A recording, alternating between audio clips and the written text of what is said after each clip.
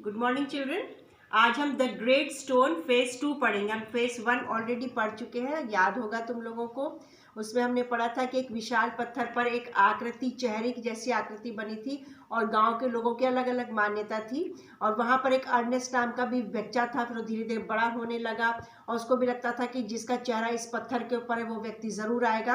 अब अर्नेस्ट जो था, कई वर्ष बीत गया और अब अर्नेस्ट जो था एक अधेड़ मतलब मिडिल एजेड व्यक्ति हो चुका है।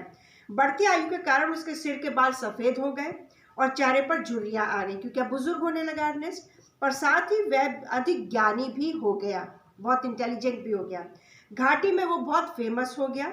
अनेक नगरों से विद्वान उससे मिलने और बातें करने के लिए आने लगे। यानी इतना फेमस वो अर्नेस्ट, जो बच्चा, छोटा बच्चा था, लास्ट टाइम हमने पढ़ा था, अब बहुत इंटेलिजेंट, बहुत फेमस हो गया और अब मिडिल एजेड या बुजुर्ग भी हो गया।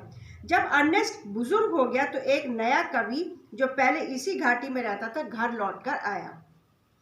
उसने उस विशाल पत्थर के चेहरे को भी अपनी एक कविता में सराहा था। उसके गीत अर्नेस्ट के कानों में भी पहुंच गए। उसे लगा कि वह उस पत्थर के चेहरे से समानता रखता है। जब कवि आया, उसने कविताएं भी लिखी, तो अर्नेस्ट को लगा कि ये कवि जो है, जो पत्थर के ऊपर चेहरा बना, ये कवि उसकी तरह है। कवि ने भी अर्नेस्ट की बुद्धिमत्ता के बारे में सुन रखा था। कवि ने भी सुन रखा था कि अर्नेस्ट जो बहुत इंटेलिजेंट है और वो उससे मिलना चाहता था। गर्मी के मौसम में एक दिन वो अर्नेस्ट के दरवाजे पर आया, यानी वो कवि जो था, पोएट जो था, वो अर्नेस्ट के घर आया।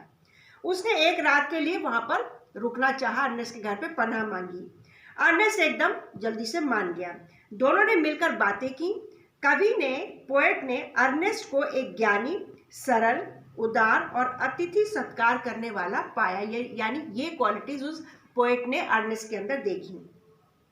अर्नेस्ट ने पोएट की आंखों में झांका और उसका चेहरा देखा। उसने कवि के चेहरे की समानता पत्थर वाले चेहरे से की। अब अर्नेस्ट ने जो था बड़े ध्यान से उस पोएट के चेहरे को देखा और सोचा कि जो पत्थर के ऊपर चेहरा बना, क्या ये इसी कवि का है। उसने स्पष्ट किया कि वह उदास क्यों है और उसको लगा कि वो उदास हो गया क्योंकि ये कवि का चेहरा उस चेहरे से नहीं मिलता था।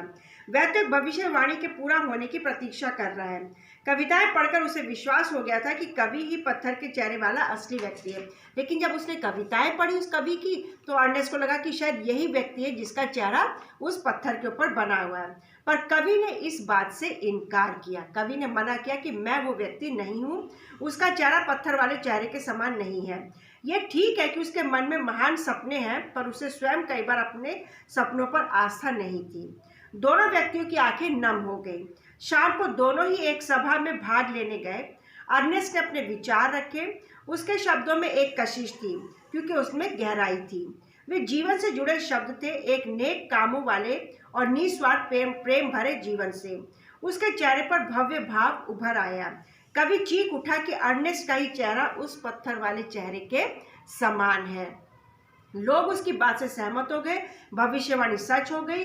कवि ने यह सोचा, पर अर्नेस्ट अभी भी यही आशा करता रहा कि कभी तो उससे अधिक ज्ञानी और श्रेष्ठ व्यक्ति आएगा और जिसकी आकृति उस पहाड़ पर चेहरे के बिल्कुल मिलती होगी। यानी अर्नेस्ट को लोगों ने मान लिया कि यही वो व्यक्ति जिसका चेहरा उस पहाड़ पे बना हुआ। लेकिन अर्नेस्ट ने नहीं माना। उसको यही विश्वास रहा कि नहीं, एक दिन वो जरूर आएगा जब उस चेहरे का व्यक्ति हमारे गांव में आएगा। तो ये दोनों स्टोरीज मैंने तुम लोग को बता दी। एक बार फिर से पढ़ लेना बेटा। वर्ड मीनिंग्स भेज रही हूँ, वो क्लासों में करना, और जब क्वेश्चन आंसर भेजूंगी वो कल करेंगे हम होमवर्क में।